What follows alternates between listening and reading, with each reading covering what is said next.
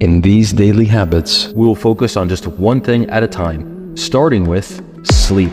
Doesn't sound very exciting, however, it is the foundation of your entire day and of your entire month of Ramadan. Now, don't get me wrong, sleep will definitely be less in the month of Ramadan, and it should be, because for those who sleep in excess during the month of Ramadan, you are literally missing out on the most benefits that you will gain in the entire year.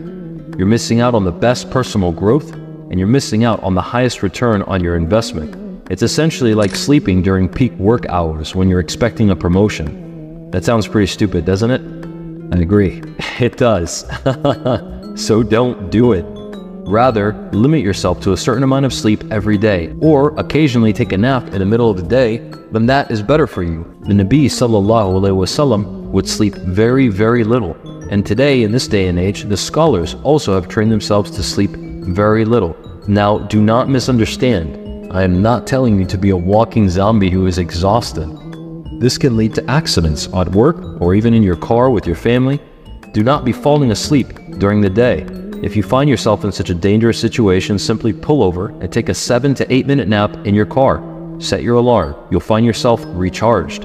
If you have to, take a 15-minute nap, but don't go over that or else you will wake up more tired than when you started. Sleep early, brothers and sisters, except on the nights where you have Taraweeh. And on those nights where you are going to pray Taraweeh, make sure that you have napped either before or after Zuhr. And if you are going to take a brief nap after Asr, make sure it's only 15 minutes long. When you pray Taraweeh and Qiyamul Layl, do make sure that you are not interfering with your Fajr. If you know that you staying out late will prevent you from praying Fajr in the morning, know that the wajib always comes first. It is the most important, and leaving it off can take you out of Islam. There are brothers who will pray their Taraweeh every night and then they're never seen for Fajr, they're late for Zuhr, maybe they miss Asr. This is incredibly dangerous, brothers and sisters, and know that not every prayer is equal. Be very, very careful about missing any of the obligatory prayers and understand that the wajib is always the most important. Another thing that we need to remember, brothers and sisters, which we mentioned in our earlier video, is that you should not simply shift your time by 24 hours and live the same life.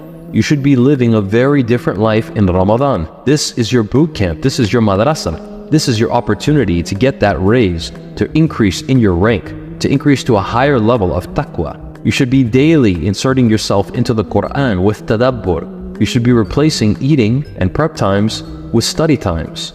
You should try to be clever about cooking the night before or prepping early so that you can have easy-to-eat meals that do not take a lot of effort, so that you are not amongst those people who are crazily scrambling to every restaurant looking for someone to provide you with food and getting yourself into arguments and difficulties with other Muslims that will subtract from your reward.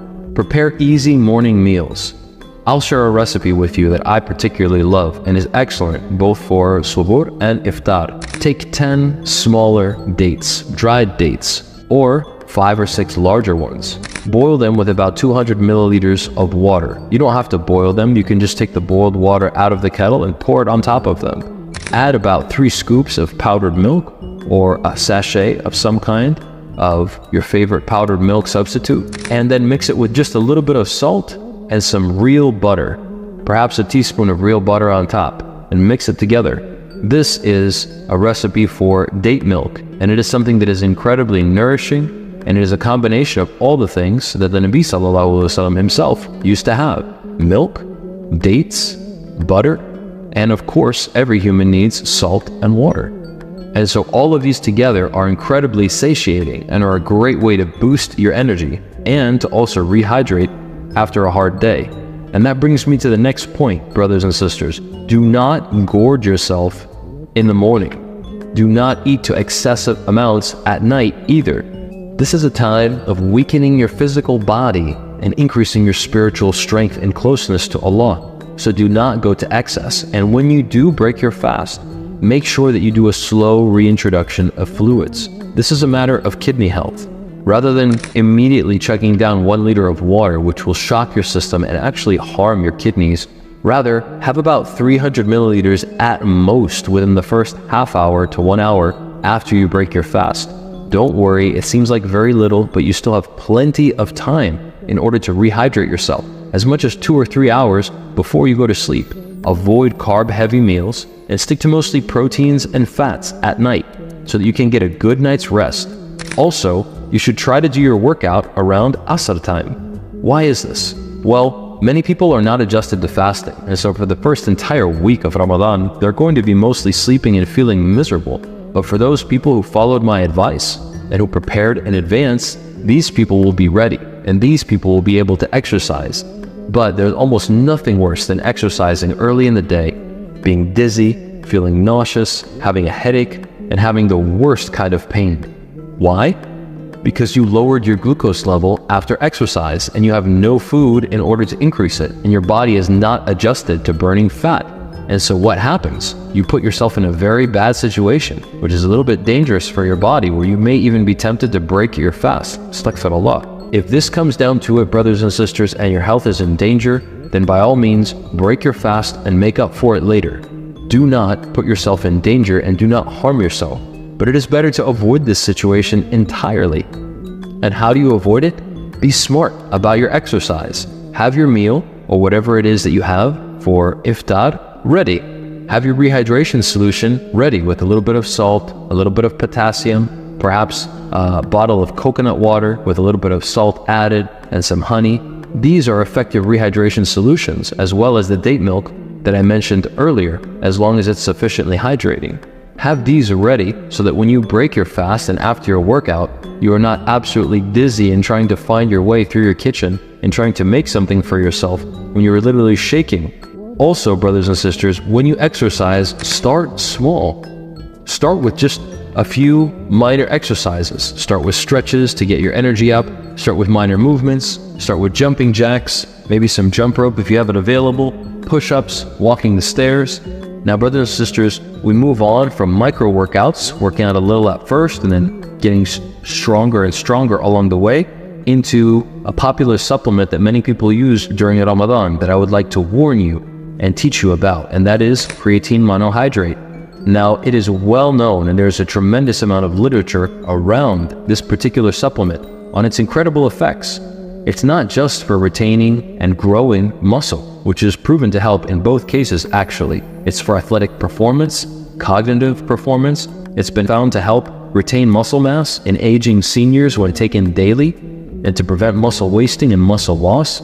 It's been linked to positive outcomes in people with TBI and PTSD and even ADHD. As you can see, there's a tremendous number of benefits from taking creatine monohydrate. And so many people logically decided they're going to take it during the month of Ramadan. Something that I should let you know, brothers and sisters, that is not immediately available online, even with all of the research that I did. I had to compile several different research papers and look at several different expert testimonies in order to understand that creatine is actually a double-edged sword. And what do I mean by that? Well, it means it bites both ways.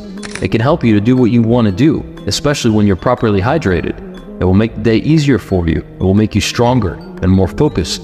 However, for those people who sweat easily, for those people who are in tropical environments, it can be extremely dangerous, especially if you dehydrate easily.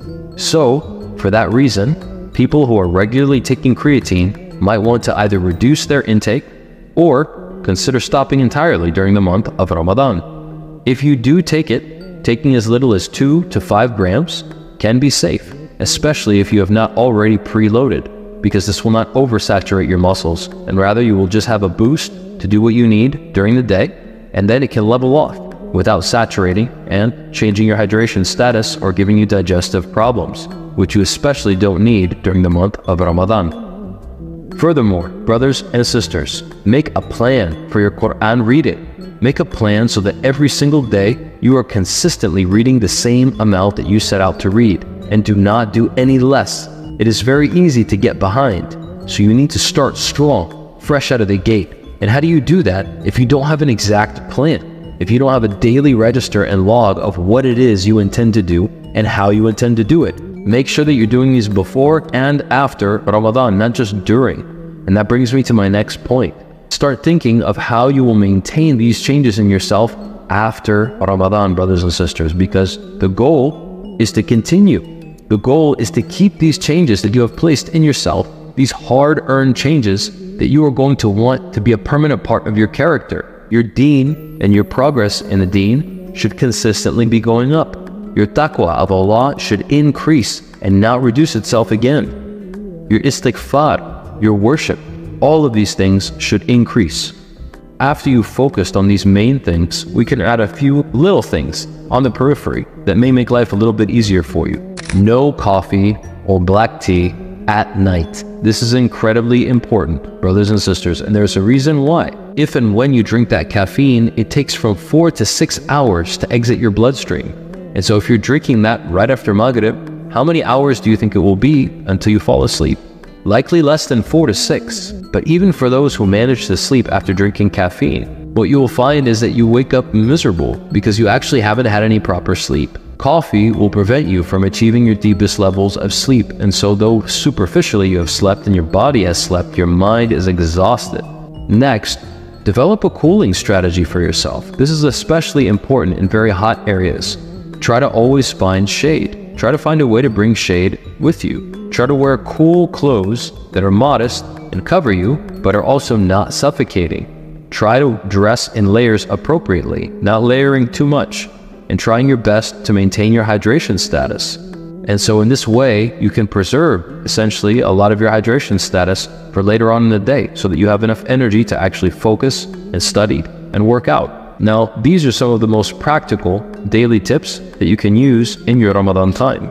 If you want this message to reach more Muslims, like this video and subscribe to the channel. Write "We are brave" to let me know that you made it to the end. May Allah reward you for your efforts. Until next time, stay brave and steadfast. Assalamu alaikum wa rahmatullahi wa barakatuhu.